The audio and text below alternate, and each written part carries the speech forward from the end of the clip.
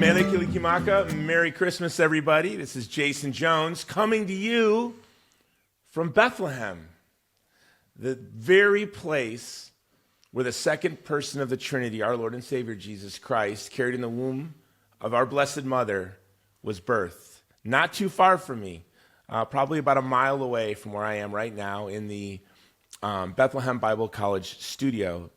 And I just want to wish you and your family a very, very merry and beautiful Christmas.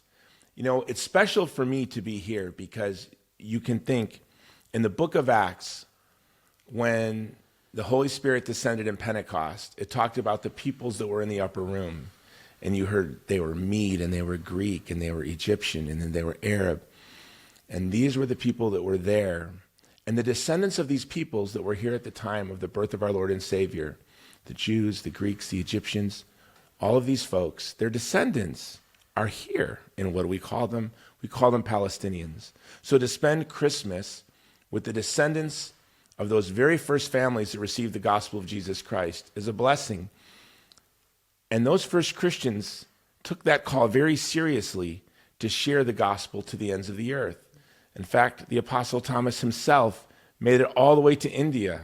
And I saw the fruit of the Apostle Thomas's work today when I saw hundreds of Catholics from India here on pilgrimage. And I thought, while I was looking at these Indian Catholics, these are the cousins of the Palestinians because they descend from the Jewish communities that accepted our Lord and Savior. Because, of course, Thomas went to visit the Jewish communities in Iraq, in Iran, and in India. And he shared the faith. And they were called to share that faith to the ends of the earth. Well, who was at the ends of the earth? I don't know about you, but at the ends of the earth, in the forests of Germany and in the British Isles, were my ancestors. And as the dominoes fell around the globe and as the gospel spread, it eventually reached my family. And I'm privileged to be a Catholic today. And I can't imagine that my great-grandma or my great-great-grandfather could have ever dreamt of spending Christmas in Bethlehem. And I wish that you could all be here.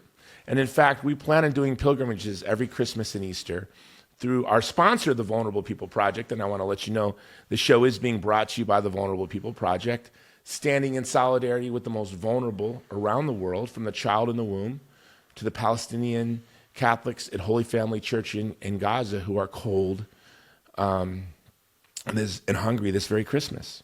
And at VPP, this is what we do. We stand in solidarity with the vulnerable. And why do we do it? And maybe I shouldn't say this out loud. We love those the world has cast aside because we want them to love God. We love our neighbor and we love our Creator because that's what we're commanded to do. And in standing with the most vulnerable, I founded VPP because I think this exemplifies and this points people to their vocation, which is to love God and love neighbor. And that's what we do. And if you want to stand with us at the Vulnerable People Project as we serve the vulnerable, go to our website, vulnerablepeopleproject.com. And if you could, become a monthly donor. I want to say something that I'm really privileged that we've had an opportunity to do. Every Christian family in Gaza this Christmas has a pop-up home. Every Christian family. They've been put up over the past couple of weeks, and those homes were provided by the donors of the Vulnerable People Project. And in Nigeria, the most vulnerable Christian communities in the world have guards and security cameras provided by our donors. And so if you want to be a part of that, go to our website, vulnerablepeopleproject.com. Now, let me tell you, the best part of my job is I get to meet the most courageous and wonderful people in the world. And my next guest is a friend, but he's also a respected scholar, a political scientist, and I could go on and on. But I want to welcome to the show, Xavier. It's a privilege to have you here. Thank you, Jason. The privilege is ours, and also to be able to celebrate Christmas together here in Bethlehem. Javier, let me ask you this. I met the mayor of Bethlehem today, very charming man. You're not the mayor of Bethlehem. I would think you were, because everywhere I go, everyone knows you. And you are a passionate advocate for the Palestinian people, and you are a Catholic. Can you tell us just a little bit about your, and there's some interesting stories that we have to tell. So You know which those stories are. Make sure we don't let any of those slip by. But what do you do? You seem to be involved in so many things, but advocating for the Palestinian people. No, I would very humbly say that I'm just finishing my PhD at this stage. But just like any Palestinian, we have been forced just to see a reality that we don't wish to other peoples. And that's why we have to be committed to the very values that we have nationally and also religiously. We have to fight oppression as a Christian duty. And that's what we have been doing all our lives. In addition to being a very proud part of the Palestinian people that is calling for freedom and for the right to self-determination, but we also believe that as Christians in particular, being the descendants of the first Christian communities, being responsible for keeping traditions here for centuries in Palestine, the Holy Land, we have been moving in directions of advocating and pushing for our freedom. I mean, sometimes for some people, they take freedom for granted. But we are in the 21st century and we are celebrating Christmas under occupation. And yet, we're still celebrating. I think that's the point. So that the advocacy I've made, I work as an official also once upon a time at the negotiations team of the Palestine Liberation Organization. But I think the most important is to bring testimony of our will to be free and of our joy to share this with people, and more people worldwide that support that right, particularly now in the United States. You talk about this desire to be free, and you are a devout Catholic, and there's what we are called to do through our faith. But then there's this just natural desire to be able to care for yourself and defend your own interests that's been taken away from you. So where did the practical, you were a diplomat, how does your faith ever collide with this just natural desire to advocate for one's interests, or how do they fuse together? How do they merge? Do you understand what I'm? In your introduction, you remind me of Pope John Paul II. When he came in pilgrimage here in the year 2000, he had a beautiful encounter with refugees at the Haitian refugee camp, a few 2 or 3 kilometers from here. And he called upon the refugees not to be ashamed, not to be afraid, because the rights will come. And he said, you are the descendants of the shepherds that took care of Jesus Christ when he was born. Can you imagine what it means for a Christian to have this background? So of course it's something that we have to defend. But I think when it comes to our Christian beliefs, our Christian theology, I think what I've heard in church that was closer to my heart is actually in Easter, not in Christmas.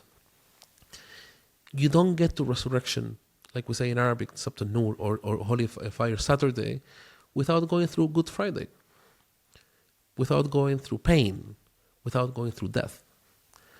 And I think we've had this very eternal, perpetual Good Friday.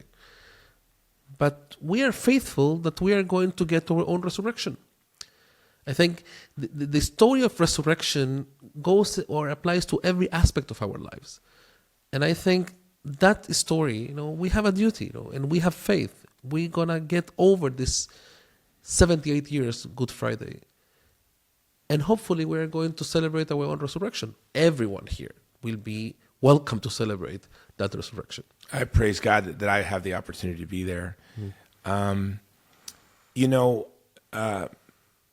When I look at the Palestinian cause, through the organization I founded, the Vulnerable People Project, I see how the great powers have more of an influence on, say, for example, the lived reality of the Yazidi people than the Yazidi themselves would, or the Chaldeans or the Assyrians in Iraq would. The Russians have more of a say. The Chinese have more of a say. The Iranians have more of a say. The Gulf states have more say. Turkey has more of a say.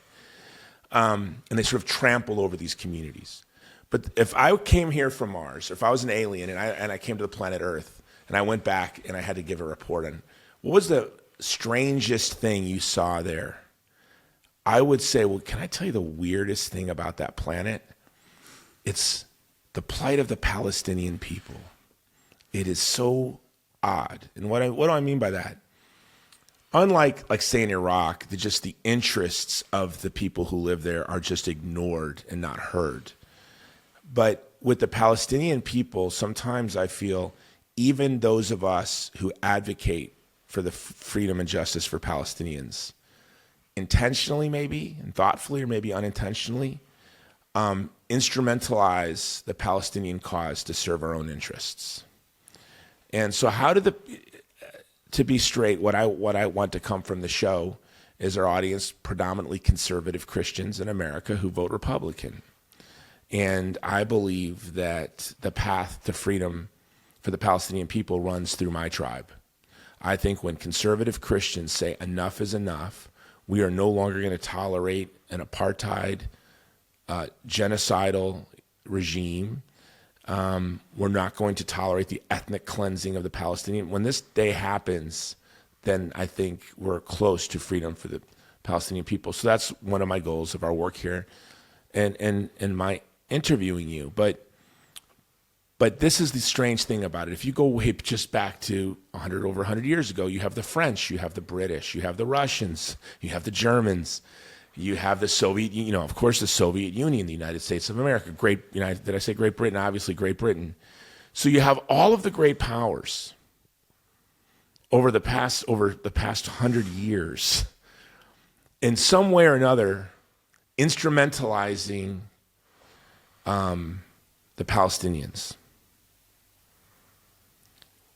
That's odd. You have this small community. Do you ever just sit there and go, what in the world, God? Everybody's here? I asked you at lunch, what great powers do you feel the influence of here in Bethlehem, little Bethlehem? And you're like, all of them. I don't think there are many communities that feel like the whole world is meddling in their lives. Am I coherent? How does that feel? Is it something you think about, or you've just accepted it and you don't even think about it much? I think it's normalized. But it's bizarre, right? It is, because if everyone cares about what's happening here, how come we haven't found a solution, right? And it's not like we don't know the solution. The solution is there.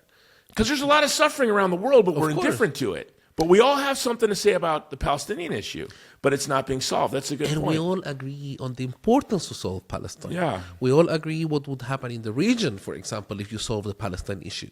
And the broader region, counting also Europe and even Russia to a certain extent. So eventually, the interest for global peace and security, to have peace here, which goes through ending the Israeli occupation of Palestine, is huge. And the thing is that everyone knows the issues. Everyone knows how to solve it. I mean, we don't have to reinvent the wheel when it comes to Israel-Palestine. I mean, there are UN resolutions, there is international law. Some people may not like the terms, but in reality, we don't have a more perfect element in order to agree between nations. And I think eventually, where we are getting in the U.S. Is to a point whereby more and more Americans, from all tendencies, by the way, not just on the conservative movement, also on the Democratic Party that enabled the genocide we have in Gaza, they understand that they are not just any third party. They are part of what's happening here. I mean, Israel could have never done what they've been doing without U.S. money, U.S. weapons, political cover in the Security Council. I mean, why is the U.S. now, imposing sanctions on judges of the International Criminal Court? Not because they impose any sanctions on American generals or officials, on Israeli officials, because they didn't pardon Benjamin Netanyahu, a war criminal. I mean, what's there? What does it have to do with the U.S. national interest? So I think more and more people in the U.S. realize, particularly in the conservative movement, that this is not America first. This is somebody else first. It's Israel first. Or Netanyahu's first, not even Israel first. Yes. Yeah, it's not Israel first. It's Netanyahu Of course. first. I mean, Israel first would be, being able to find a solution that the Arab world has already presented, that when President Trump went to the Arab Gulf and met with the Arab Gulf leaders, they all told him about, that we are all willing to go and normalize relations with Israel in exchange of Israel accepting its obligations and withdrawing from this occupation in order to have a two-state solution on the 67 borders. It's a very simple formula. I mean, it shouldn't be that complicated. I think President Trump on his second mandate, I think he understands this. I think he understands which party actually is proposing a solution and which party has no strategy but to have a perpetual war, financed by your tax money. Well, today I'm at the wall. I went to the very place Pope Francis prayed. I put my hand there and I was saying a prayer. I have some 21-year-old IDF soldier opens up the window from the guard tower and starts yelling at me in Hebrew. I don't know what he's saying. And he was telling me to get off the wall. Stop touching the gate. But you paid for the wall. Well, that's what I was saying. I paid for this wall. I'm paying for your salary. You know, you tear down this wall. I paid for it. I want my money back. Tear down the wall and plant a garden. It's my wall. You know, how offensive. Here I am, an American. Oh, our taxpayer dollars paid for this wall. They have no authority on the wall on that side. I'm in Bethlehem, touching a wall, praying. Yeah, and this is what, it's how long are the American people going to allow Benjamin Netanyahu to spit in our face? I was in Jerusalem and I saw a priest being spit on. But Netanyahu spits on every Christian. And he tramples on the dignity and rights of my co-religionists here. But the question is, how long are Christians in the world going to tolerate Benjamin Netanyahu's foot on our throats, all of our throats? I'm very optimistic about deadlines, by the way. I mean, I really think that more and more people understand what's going on here. You may have some propagandistic, events like, 1,000 pastors coming from the U.S. to... Trust me, and those weren't our best and brightest. Okay, you were not getting theologians. I mean, you have 1,000 Americans coming to volunteer to serve a different government. I mean, how do you call this? I wrote an article where I called it, and I said they had to register as foreign agents, which they clearly are. They're saying it. They're here. So. They're advocating through our churches that are tax-exempt organizations on behalf of a foreign government. We saw the Soviet Union try this, of course, but Israel's perfected it. Yeah, but the point is, what's the outcome? Why would they do that? They're wasting. Are they supporting Christianity here? No, they don't. Are they supporting peace here? No, they don't. Do they support the U.S. standing and interest in the region? No, they don't. So who are they serving? Do they support the Christian values that American conservatives care so much about? Are they pro-life, support traditional marriage? The first thing they did in Gaza when they rolled in was put a rainbow flag up. Do you know I don't know if you know this, every Israeli soldier gets 2 abortions paid. No, I didn't know that. Yeah, so if you're an Israeli soldier, the state will pay for 2. The military pays for you 2 abortions. So the question is, who has killed more babies than any organization on earth? Well, we have a long list. More Israeli babies. Huh. The IDF, because they're paying for the abortions of their soldiers' babies. How do American Christian pastors who say they're pro-life, who say it's a non-negotiable issue, which I agree, I can't vote for a candidate unless they're pro-life, and then I'm going to look at the genocide in Gaza, and I'm going to look at the promotion of abortion, Israel exports fetal tissue. Do you know in Germany, after the Holocaust, they have very strict rules. You cannot do medical research on fetal tissue derived from abortions in Germany. So what do German companies do to get around this loophole? They import fetal tissue from abortions in other countries. Do you know the number one country that Germany imports fetal tissue from? Israel. That's news. It's unbelievable. So how do Christian pastors support this? It could be ignorance, but I think some people are really getting paid. I mean, and there is this perspective of the Bible that sometimes I question whether I read from the same Bible. I mean, there's a very good example here. Your ambassador Mike Huckabee, who some people say he's a pastor. I mean, I wouldn't give him that title. Just a few days ago, he was justifying the Israeli decision to implement 19 new colonial settlements in the occupied West Bank, even though President Trump said clearly he would not allow Israel to annex the occupied West Bank. I mean, those settlements are annexing de facto Palestinian territory. One of the 19 settlements is very close to the shepherd's field in Bet Sahur, in the last area that Christians from Bet Sahur can use to expand. Because Israel already took their land to the north, a settlement called Har Homa or Jabal Abu Ghneim. And then you have the U.S. ambassador justifying this, saying it's fine.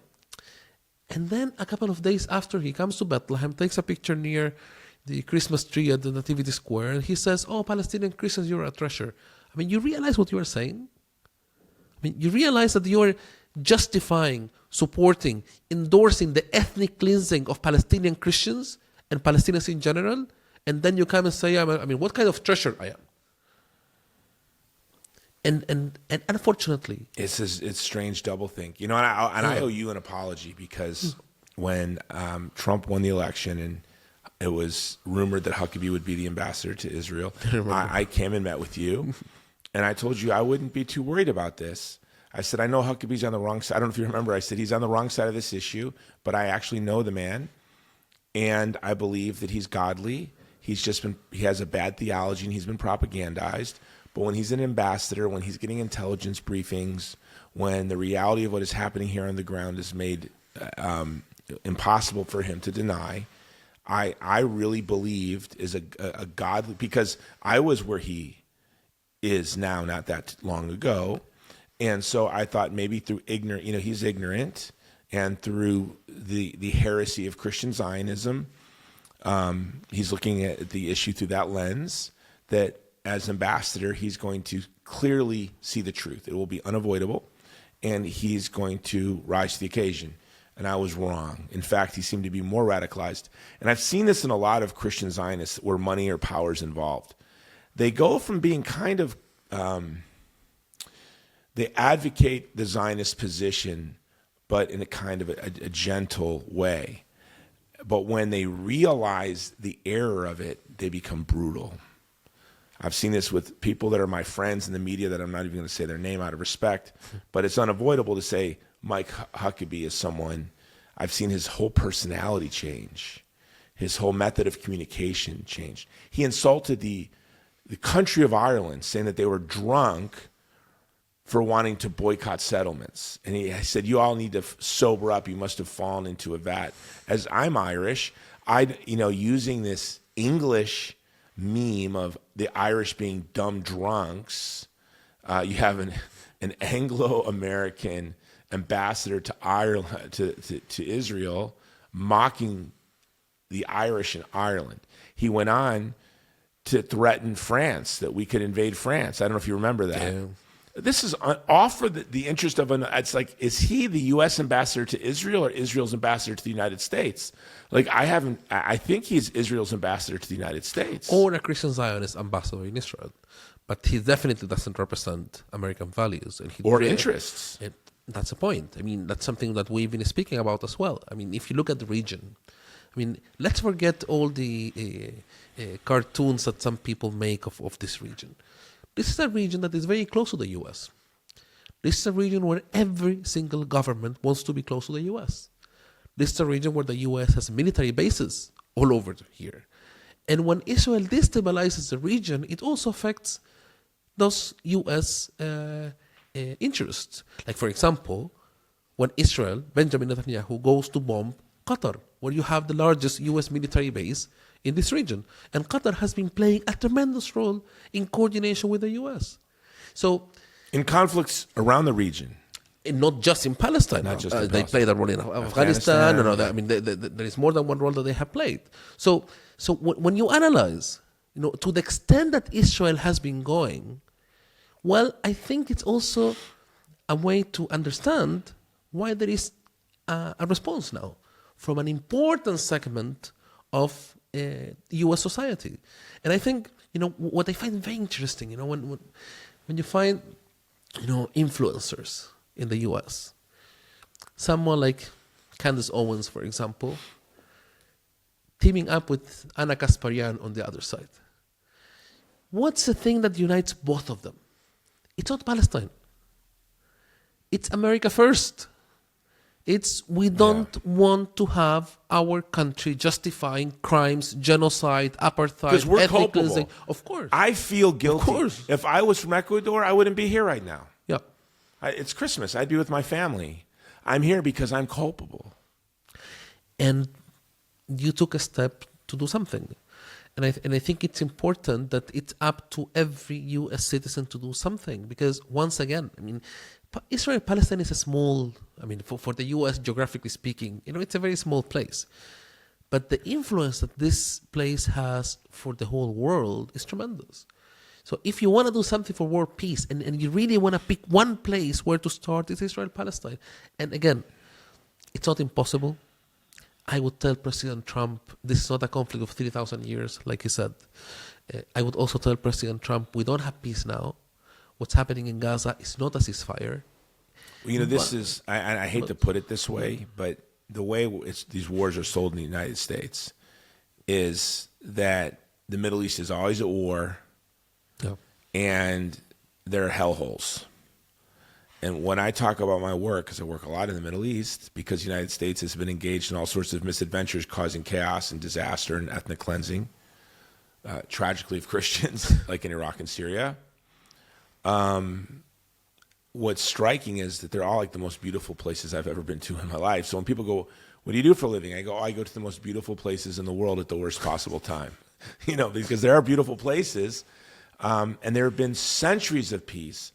And it's so interesting that in the West, we paint the Middle East as this war-torn region, when if you look at the wars that we have had just since Napoleon, I mean, it's these violent, cataclysmic wars like the world has never seen. And then we sit here and go, they're so violent. It's really preposterous. And I hope this doesn't offend you. When we look at the violence that's in the Middle East now, it's through a Western colonial settler state. The violence is not indigenous.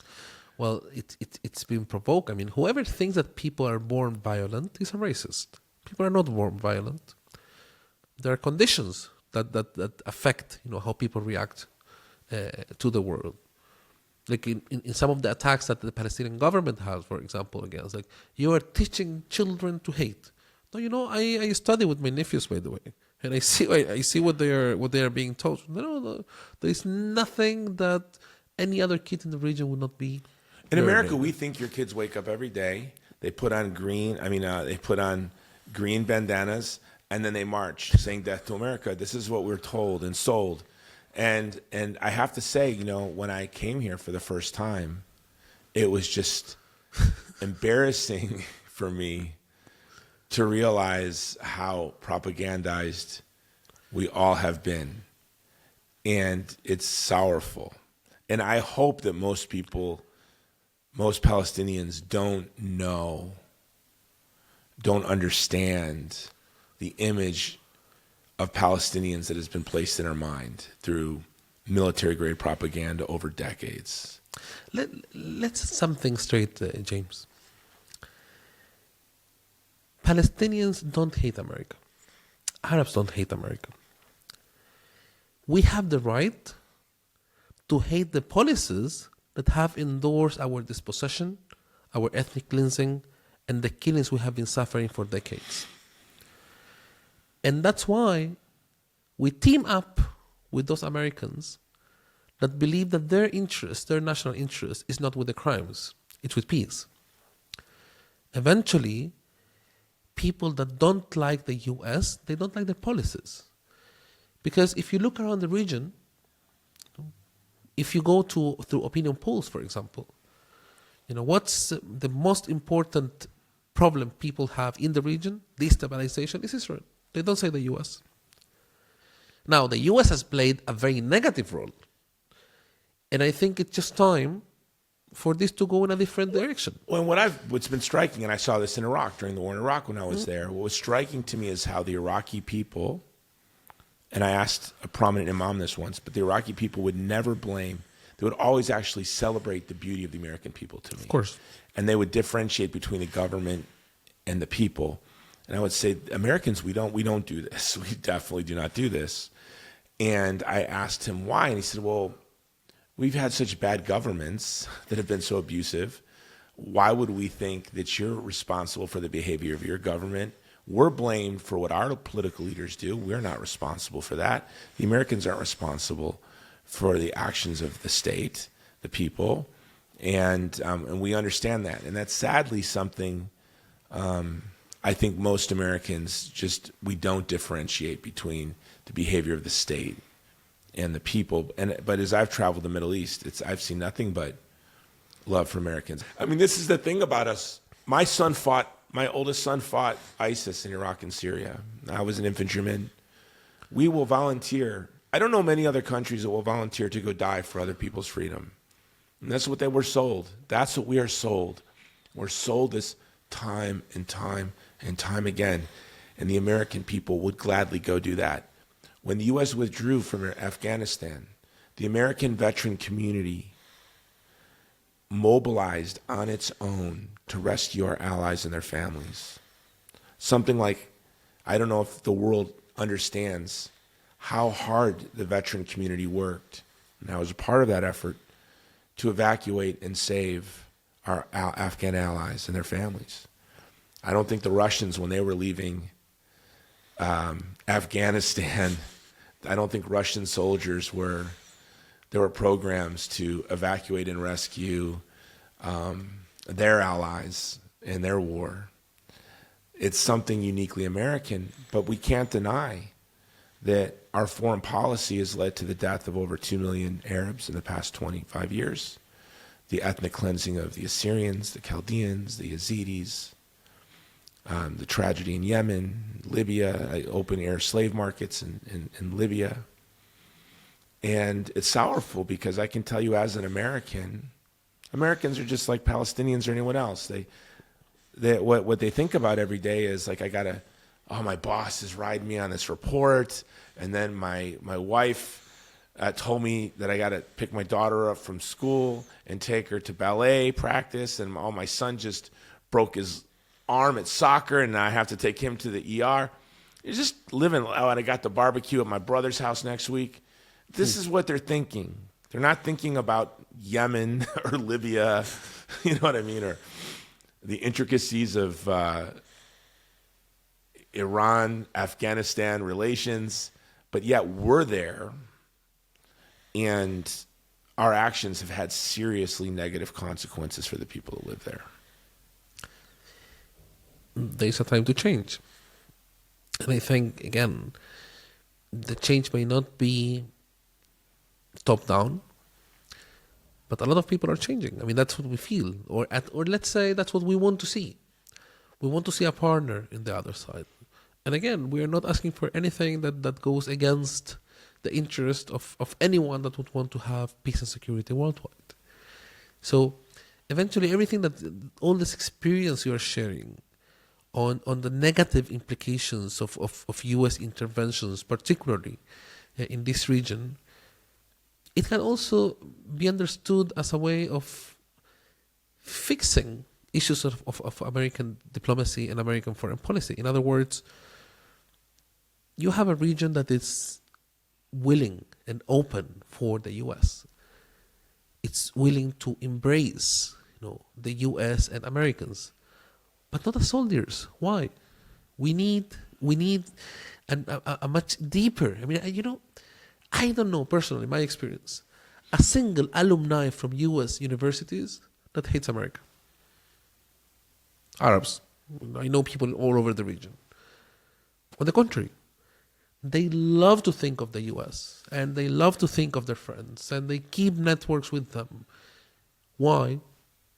Because we don't look at the U.S. as an evil, but there are evil policies. There are evil representatives. I mean, enabling a genocide. I've been shocked with my Palestinian friends. Don't look at Israelis as evil. Because it's about policies. I mean, once again, that's a question I always get asked. Do you support Biden or Trump? That was for the U.S. elections. Well, because you as a people only exist to serve our interests and our policies. So if you support my guy, I'm with you. You don't? Why else would we ask you that question? We said, we used to say, we look at policies, and what we see from Biden is that he enabled a genocide. Once again, we're not going to forgive what President Biden did, nor the lies of Anthony Blinken. And if we're going to talk about U.S. interests, I'm not a U.S. citizen. I'm no one to lecture Americans. But at the same time, I've been affected by U.S. policies. So I think we can talk a bit about what the U.S. has been doing here. We have seen how many Palestinian Americans have been killed by Israel. And no action has been taken by Congress. And Huckabee, silent. Startling. Americans in prison, silent. Well, think about Shireen Abu Akleh, for example. I mean, when Shireen, the journalist, was killed, my thought, Shireen was a very close friend of mine. I think I'm still in shock.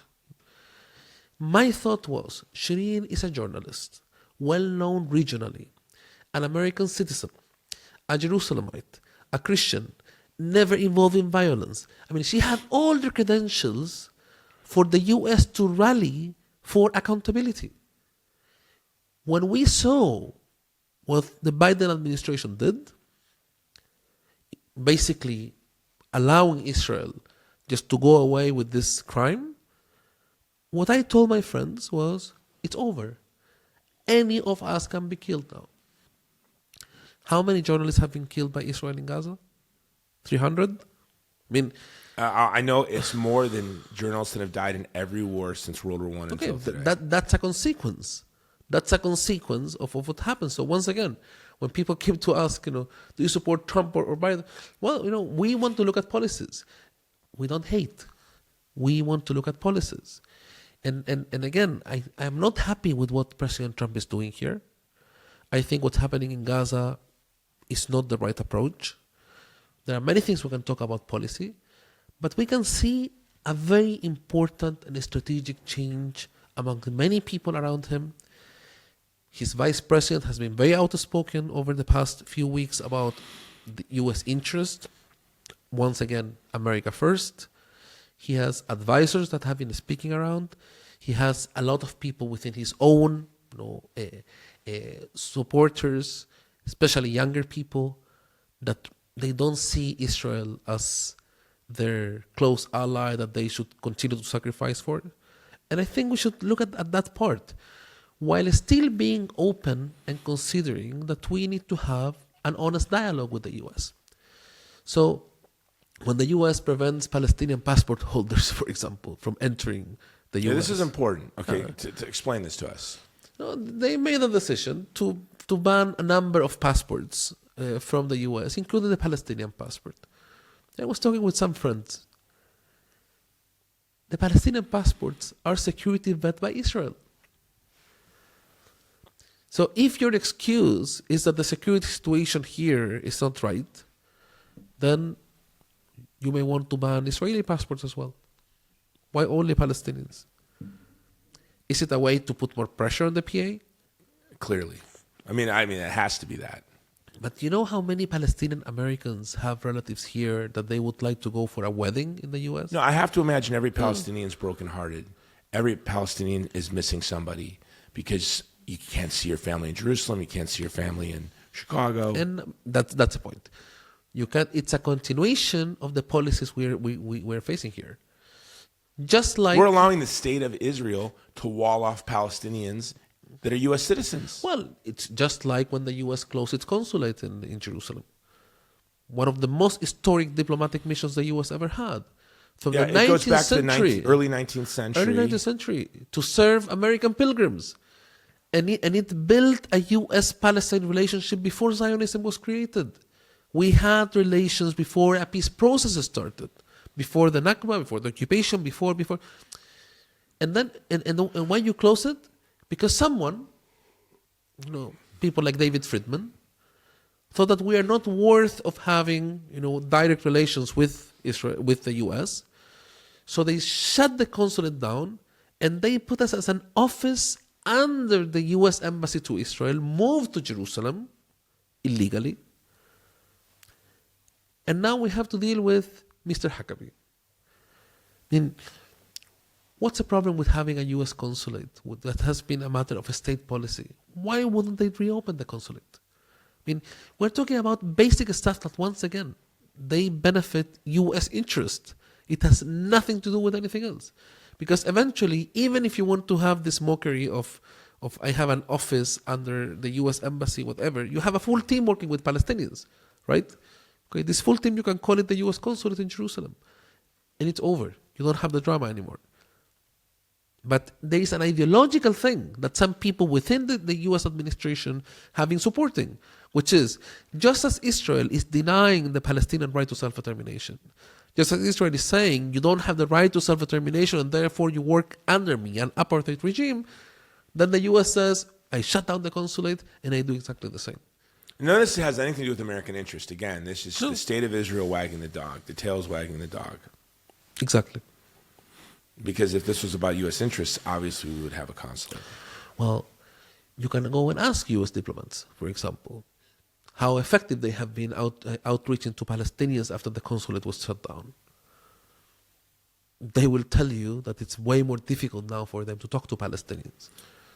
Yeah, do you know who Jonathan Kiriakou is? He's a brave man, CIA officer who, for the audience, was a whistleblower on the U.S. torture program, went to prison. His own wife informed on him. Can you imagine? His wife, who's also CIA, it's like the Stasi, if you've ever seen that movie, The Lives of Others. Yeah. It's as if we're in East Germany in the United States. And I know Jonathan Kiriakou. He's one of the most charming men you'd ever meet, kind, gentle man. But he, he's been very outspoken about this issue. He's very pro-Palestinian. But he said all of the CIA is. He's like everyone at State Department. He's anyone knowledgeable on this issue knows of, it can't deny the injustice of the Palestinian people. So you have to kind of credit the state of Israel. CIA knows, State Department knows, the American people know. Now it's like across the ideological spectrum, and yet they continue to be more aggressive, deny more of the Palestinian rights. They're seeking to deny our rights.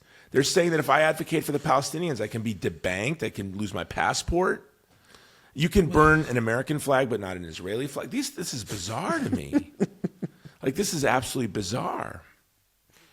But I think the good news is, I was an infantryman in the Army, and how do you break a cordon when you're, when an enemy military unit's trying to surround a village or whatever, your unit, the way you break a cordon is you push out towards it in all directions.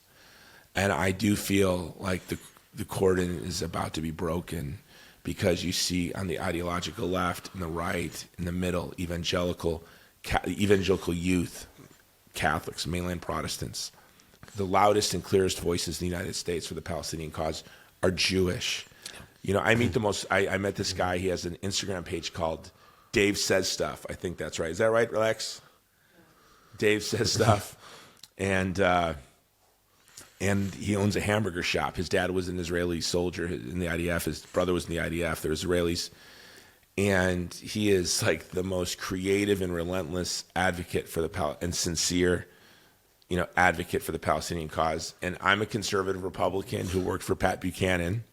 And he's a Bernie bro. And we met at his burger shop, and we became like best friends and brothers. I was just kind of mesmerized by the guy who was so charming and passionate. And we're seeing something, and I don't know if you can feel it here, but something strange is happening in the United States. In fact, we saw a 48-point shift. I don't know if you saw the poll. Yep. And I saw an internal private poll that was done by a political action committee over the summer, and that poll has made the rounds in the GOP circles, and I started noticing even Marco Rubio's rhetoric beginning to change. And so when you see ambitious, dim-witted grifters like Marco Rubio, when he's able to read the tea leaves, it gives me a lot of hope. Things are changing clearly. And I think when things change in a right-wing conservative government, I don't think the left is going to oppose, or at least not the base of the left. You still find people like Hillary Clinton going around and trying to do their business there, but I don't really think that those people are the future. On the contrary, they are part of a failed rhetoric and very failed political approach. when it comes to this region, I think people are finding their identity, are finding what their values are and how, and they want to translate their values into policy. I mean, that's something that I think some people, that were or that are pro-Israel on the President Trump's camp, they didn't get. When you focus too much on values, well, eventually, if you're in politics, you want to translate this into policy.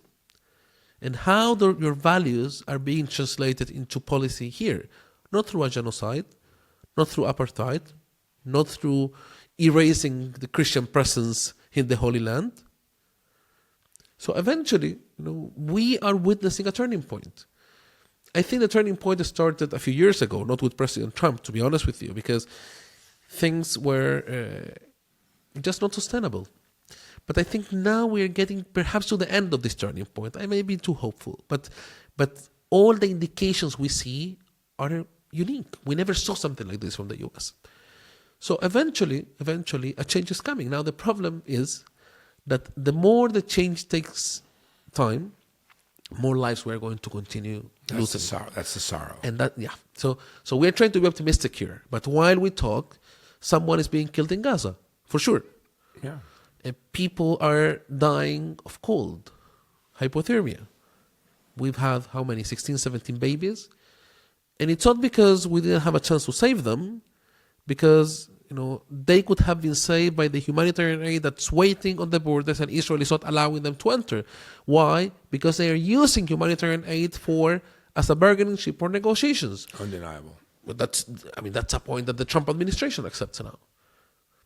So eventually, all those American voices we hear now, they understand this. They have more access to information. Younger people, they don't want to be related to a genocide. The young people, because they're not getting pre-digested propaganda. There's a great comedian, Tim Dillon. Do you know who Tim Dillon is? And, he just talks about how they have to hire influencers to tell young people that what they're seeing with their own eyes isn't real. And it's a great little bit. But you used the turning point earlier. And I think maybe one of the greatest turning points in American history happened this past week, and I think it's going to be in history books. It was really something to see. They just I was supposed to be there. They had AmFest, Turning Point USA's AmFest in Phoenix, Arizona. I was scheduled to be there actually to have a private meeting with Tucker Carlson, with a friend of mine, but I just felt that I would rather be here with you and my brothers and sisters in Christ here in Bethlehem this Christmas. But I was following what happened at Turning Point USA's event, and I don't know if you followed it. We follow it. But, it was, the organization was constructed with Zionist money, built with Zionist money, and the young people there overwhelmingly rejected the attempts to kind of corral them and sort of broke free. So it's going to be interesting to see, does Turning Point USA, do they just close it down? Because the young people are taking it over, and they've completely changed the direction that the money behind it wants it to go. And it was startling. I mean, Steve Bannon, Tucker Carlson were bold. Ben Shapiro's rant fell like a lead balloon. And then the students, question after question after question after question, was about Gaza. And you can't put that toothpaste back in the tube.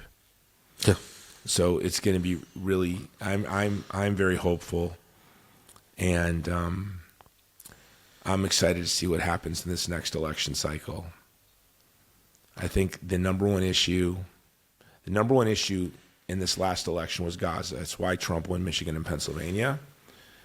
But I don't think the average American voter understood that. The most important issue that's going to be undeniable to the people, to voters, is going to be Gaza. And people on the wrong side of this issue don't have a career in the future. It reminds me of the political transformation that happened in the wake of the Civil Rights Act, when you had this power base built around segregation in the United States.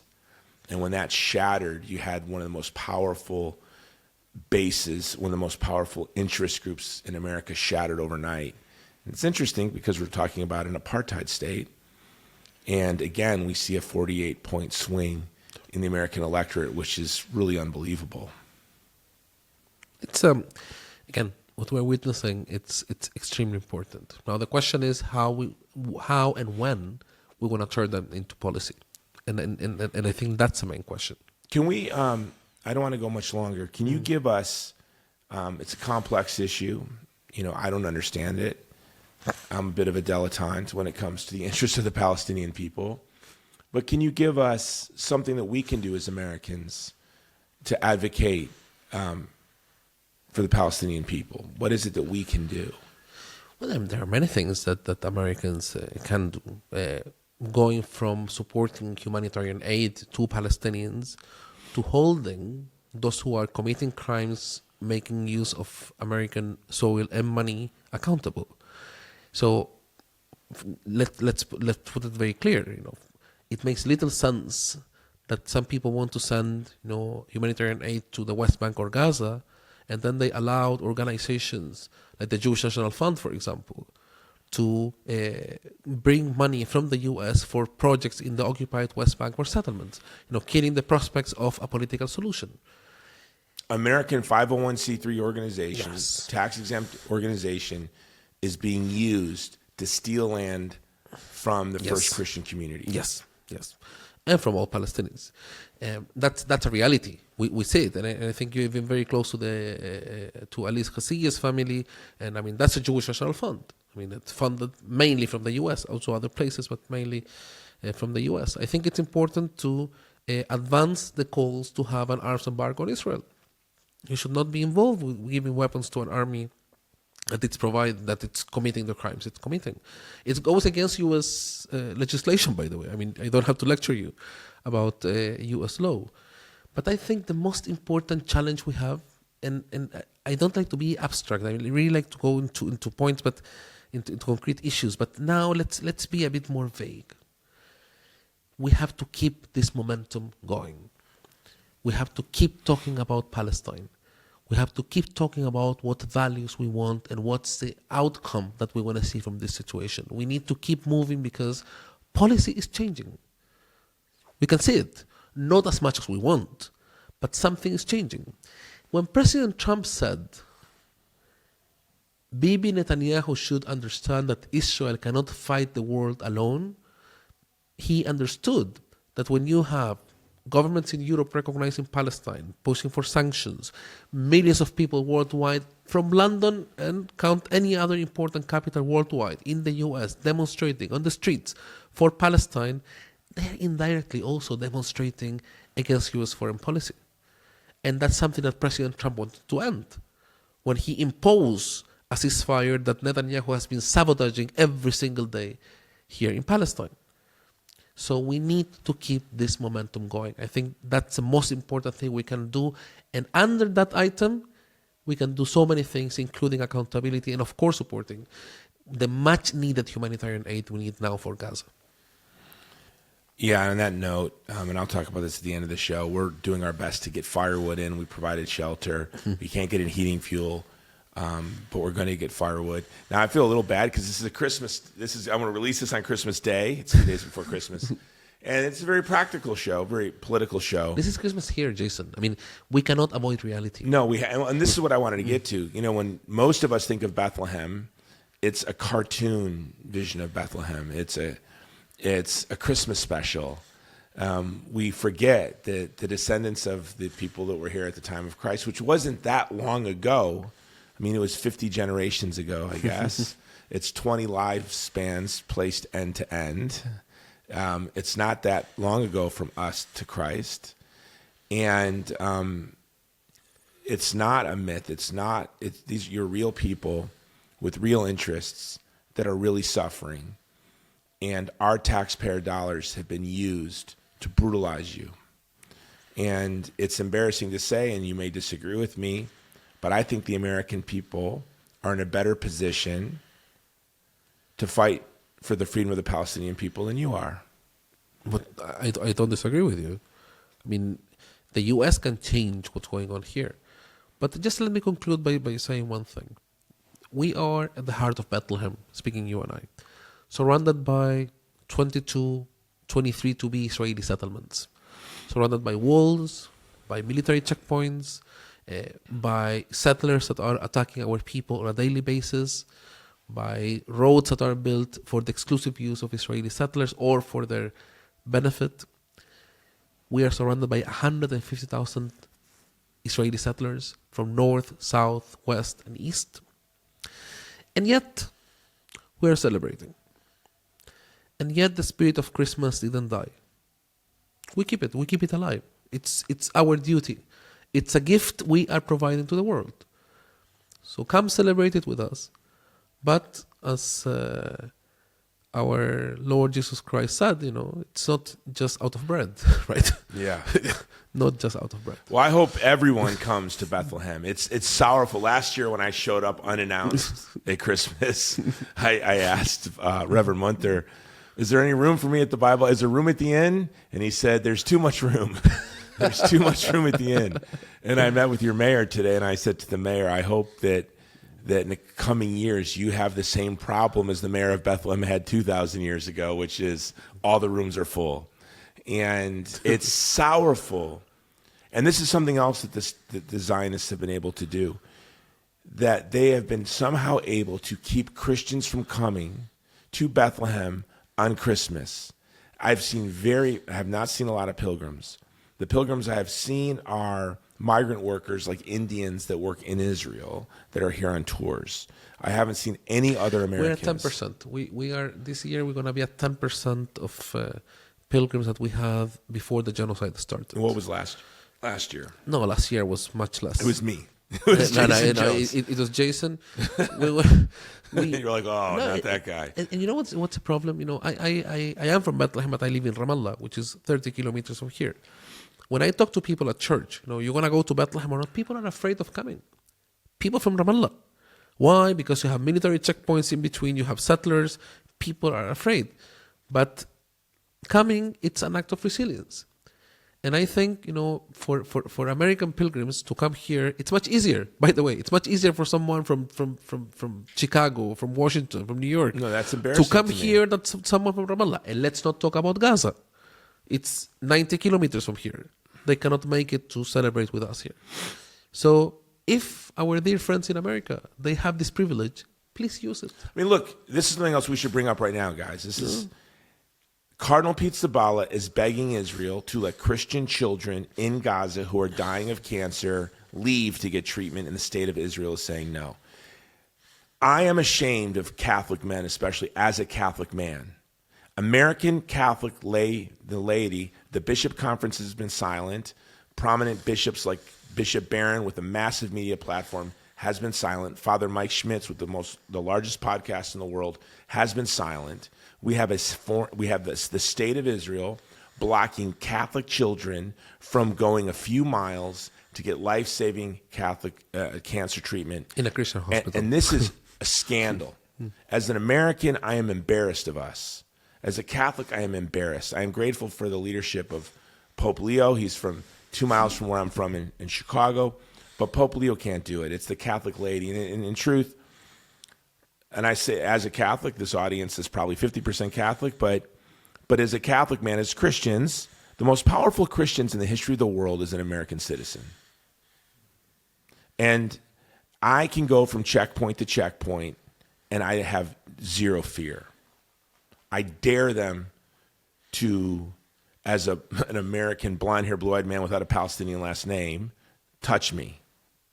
So today I was mouthing off at the guard, and my Palestinian friends were like, we don't need to be tear gassed today, but I can't imagine the fear, and it's scandalous. And so we really need to raise our voice for you. We need to break this cordon. We will. And we will. Well, do you have a Christmas message for the folks? I think from Bethlehem? We have to keep hope alive. I mean, that's the most beautiful message we have from Bethlehem. I mean, if after everything we've been talking, Jason, we end up talking about hope. I mean, I think that's the most important. And once again, I mean, miracles happen, but we can help them happen too. we can work for them. Because eventually, we know what our values are. Occupation is not a value. Apartheid is not a value. Genocide is not. And we need to work tirelessly against them for freedom and all the values that you want everyone to go through. We want to share them. And once again, I see this connection, this synergy that's taking place. We need to keep this momentum going. Here's a sorrowful thing.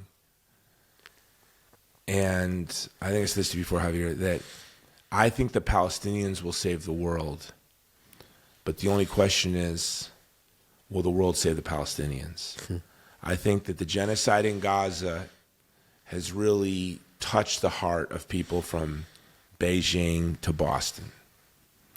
And I think that in a way we're being really humanized as a people. But is it going to be, will we show up for the Palestinians? And I am very hopeful that we will. I'm working very hard toward that end, and I promise that I'm going to keep fighting until my last breath, and I hope to be here if I live long enough to that day where you and I can walk right past that gate, and and I think that day's going to be coming very soon. Inshallah. And I'm going to land this plane. I'm a bit jet lagged. Xavier, but thank you very much for being on the show, Javier. Thank you, Jason. I go back and forth. Saint Francis Xavier is one of my favorite saints. And was that your baptismal name? Or is it your... No, it's my baptismal name. Yeah, he's my favorite saint. So I'm going to land this plane. Everybody, thank you, Javier, for being on the show. I am a bit jet lagged. I hope was I coherent? Was I coherent? Yeah, you were. Was I coherent? And but this was an important show. Roe versus Wade overturned. No one believed that Roe v. Wade would ever overturn. I knew that it was going to overturn. I remember where I was when the Berlin Wall fell down. My military unit, we were the Rapid Reaction Force, and we were actually being called in, and I was sent into the armory to stand guard of the weapons as the planes were being loaded. And in the common room in front of the armory, I remember stepping out and watching as the Berlin Wall was falling. And that's where I was the day that happened, and no one believed that the Berlin Wall would fall. We're going to see that ugly apartheid wall fall. But I want to take you now from Bethlehem to Gaza. Javier mentioned that they're freezing to death in Gaza. They're dying of hypothermia, and this is true. If you've seen the winds and the rains, it's brutal, and they're in a muddy, toxic sludge. So what we're doing right now is we're delivering firewood into Gaza. We've provided shelter, and now we're trying to provide warmth. And you can be a part of that by going to vulnerablepeopleproject.com, scroll around, and look at what we do. We document everything, every meal, every bundle of firewood, every pop-up home. We document it. My wife says, you guys are just like Amazon. You're the Jeff Bezos of Gaza and in Afghanistan. But we document everything. You can look and see what we do. And if you want to be a part of that, not only are we supporting the Christian community, but we're really aggressively working to serve the orphan community. There are 18,000 children in Gaza without a living relative, not one living relative. They have not only lost their parents, but they're alone in the world without a relative, and many of them are also missing limbs themselves. So you have children missing an arm, missing a leg or legs. In the wasteland of Gaza, where 95% of the buildings have been destroyed in the cold and the rain, and so we've delivered them pop-up homes, and we're also delivering firewood. So if you want to be a part of that, go to vulnerablepeopleproject.com, and we've been here now for a couple of days, and we're doing a documentary. We've been filming all day, so I'm going to go rest before my next interview in about 2 hours. But René Girard, the great Catholic French anthropologist, said to serve the vulnerable is to be vulnerable, and so it is a privilege for me to be here this Christmas season with the Palestinian people and to share Christmas with you from Bethlehem. So, aloha. Mele Kalikimaka, Merry Christmas.